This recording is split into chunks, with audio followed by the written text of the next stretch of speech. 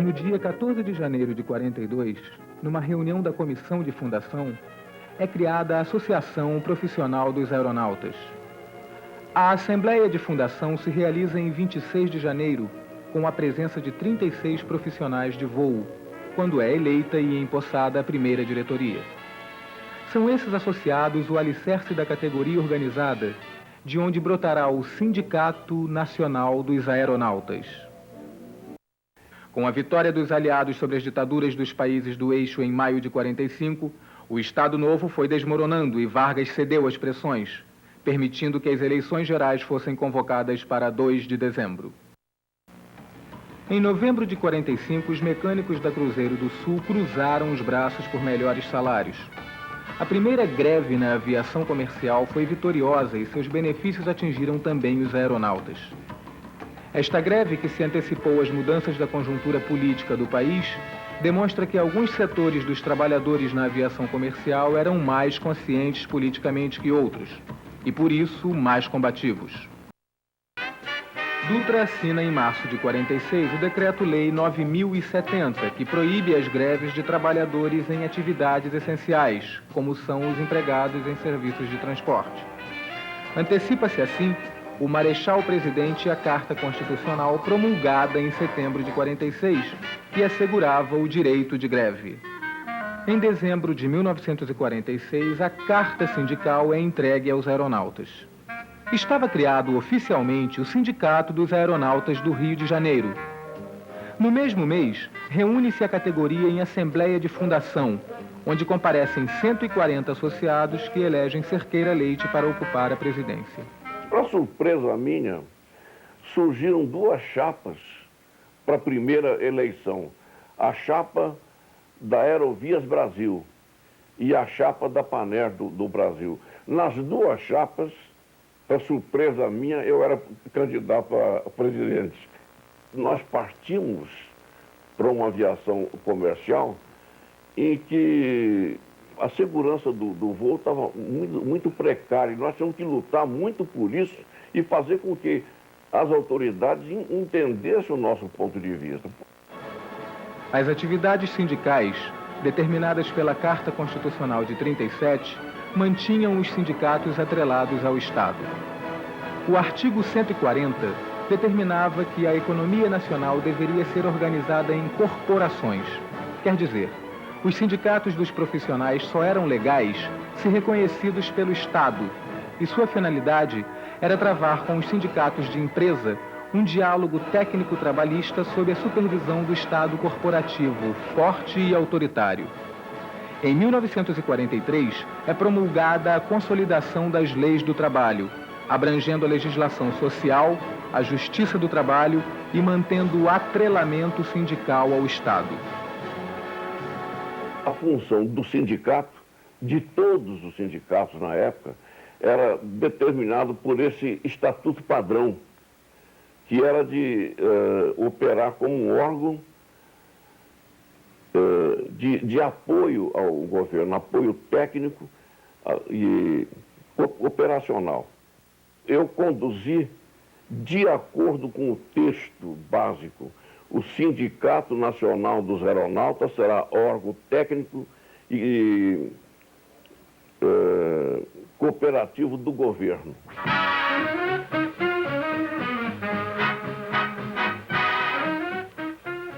Nós fizemos uma sede que inicialmente o Ministério do Trabalho protestou, porque ela tinha bar, tinha pista de dança e tal. Então eu fui chamado por um diretor do Ministério do Trabalho, assim, vocês fizeram uma boate em vez de fazer sede. Eu disse, olha, quem conhece a classe sou eu. E se a gente pedir para os tripulantes, os comissários, os telegrafistas, os mecânicos de voo, os pilotos, para virem para uma reunião, se for num ambiente de boate, ele vem. Agora, chamar para uma sede que só tenha escritório, mesas e cadeiras, mas em necessidade de Assembleia Geral, como é que os fazem? Bem, nós alugamos a ABI e votemos para presidente da República em Getúlio Vargas! Getúlio Vargas, Getúlio Vargas. Para um Brasil melhor, o povo quer Getúlio Vargas, porque é o maior, porque é o maior. Getúlio Vargas, Getúlio Vargas. Trabalhadores do Brasil!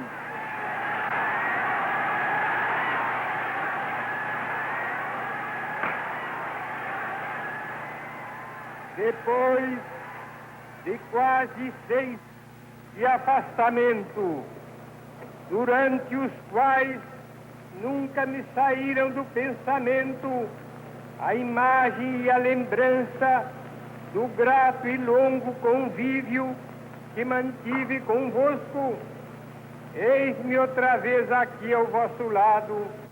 Fomos, então, preparando realmente a greve, inclusive procurando nos unir com os aeroviários, não é? Que ainda não havia essa determinação. Os aeroviários também estavam com reivindicação também salarial, não é? Nos unimos e, a partir de determinado momento, passamos a fazer, inclusive, assembleias conjuntas. Rádio, jornais dando muita cobertura já. Então, tá o pessoal pressionando, aí eu fiz a proposta de greve e foi aquela aclamação aí com uma assembleia imensa, para a época e para a classe, foi uma assembleia, eu acho que tinha bem 2.000 pessoas.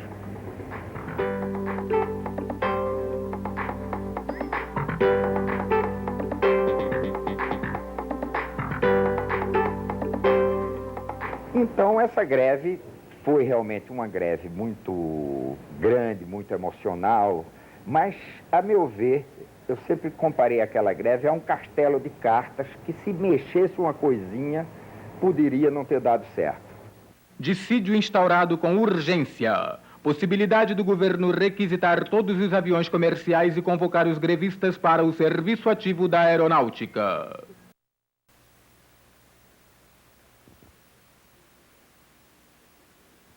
Bota o retrato do velho outra vez, bota no mesmo lugar. Bota o retrato do velho outra vez, bota no mesmo lugar. O sorriso do velhinho faz a gente trabalhar. O sorriso...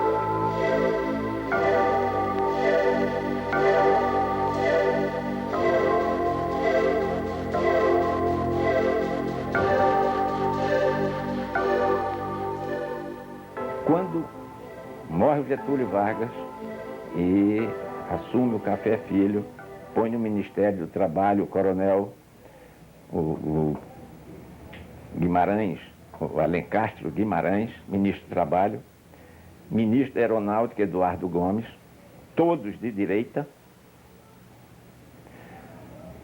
Os elementos patronais no seio dos aeronautas viu oportunidade de criar um sindicato de elite, o Sindicato dos Comandantes.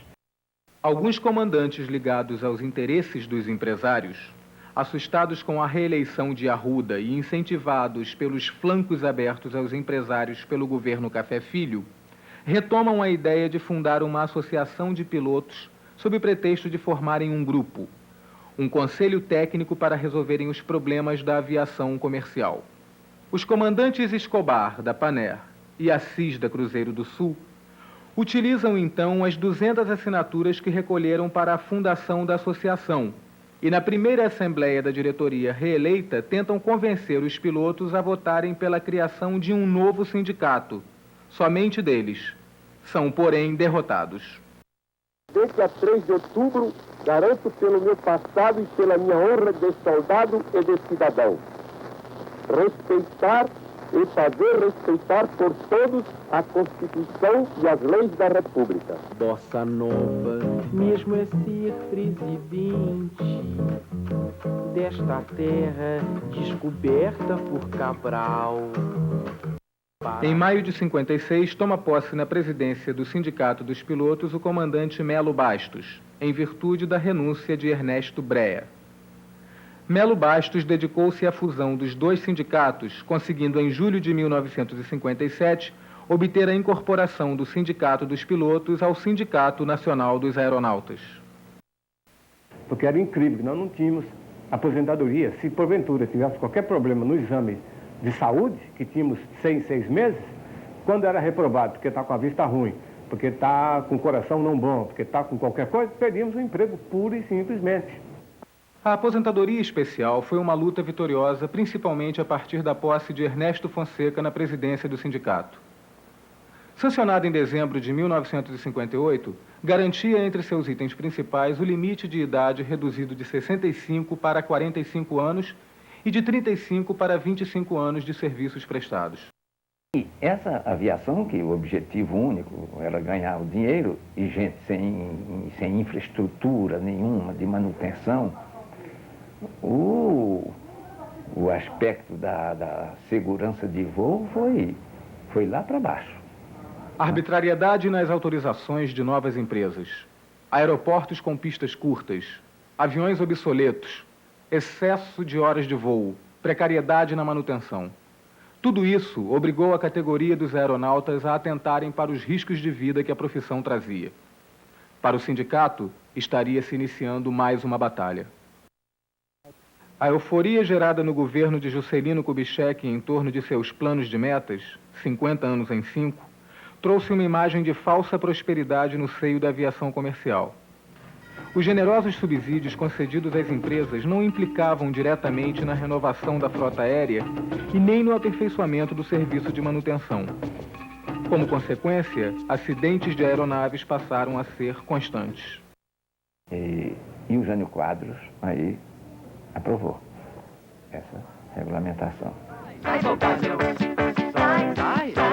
Sai, chaladão! O carnaval jamais se acabará com essa boa e tola opinião.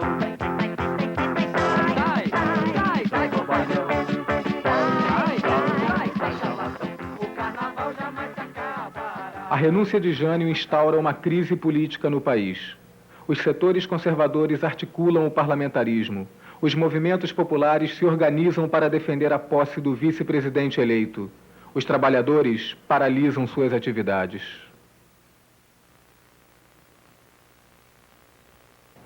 O aparecimento dessas lideranças está muito ligado a uma fase que o Brasil vivia naquele instante.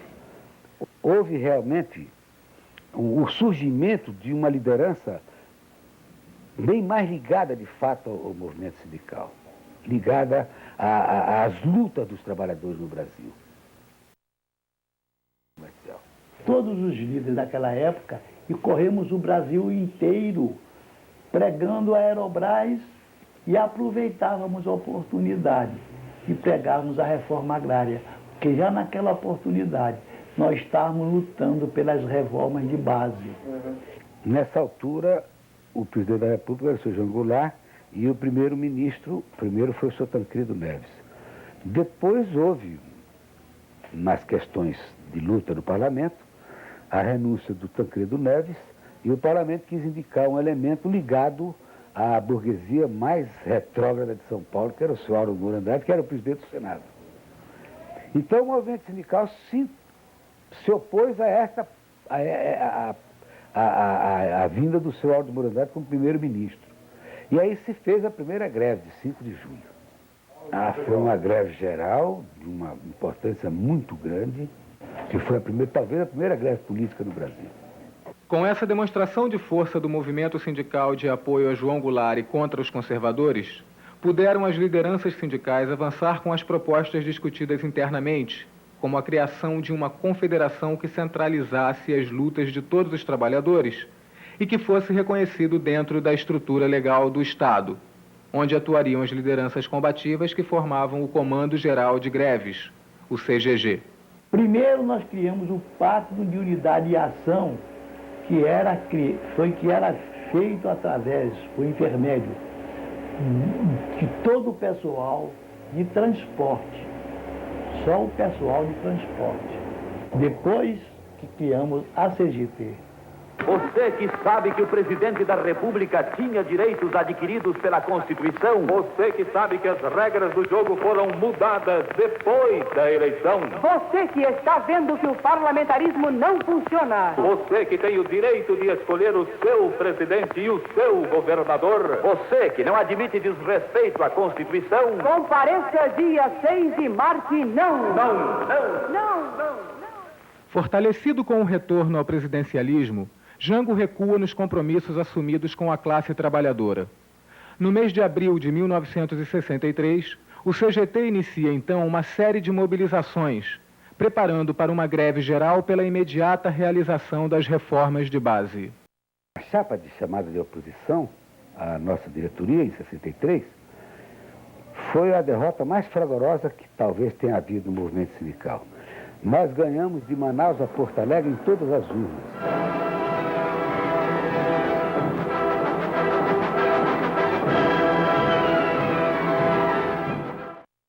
Aí a coisa evoluiu muito, João Goulart saiu do palácio, nós estávamos no palácio. E já general saiu sem boné e Jango já saiu para Brasília dizendo que a negociação era política. E os milicos tomaram conta, tanque na rua, nós já saímos por ali escabriados, pegamos um carro da estiva e sabíamos que o Morena estava fazendo comício em Cascadura. E fomos lá para dizer ao Morena que o golpe tinha sido dado e era um golpe militar, armado, com tanques, e que nós não íamos decretar a greve para ser massacrados. E não considera ainda chegada a hora de falar. A palavra ainda está com o Exército e com as Forças Armadas, cuja união admirável e patriótica está salvando o Brasil do comunismo.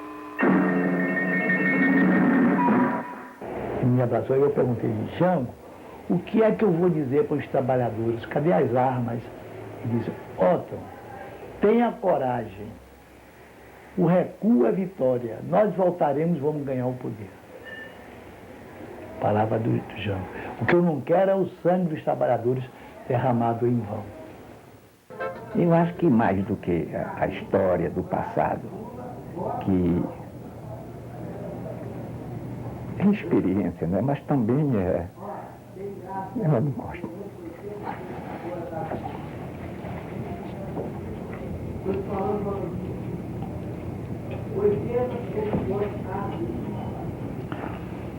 Eu gosto de voltar um pouco para mostrar que essa divisão feita no passado e agora, de direita e esquerda, muito embora o movimento sindical deva ser político, partidário, isso foi uma chantagem muito grande.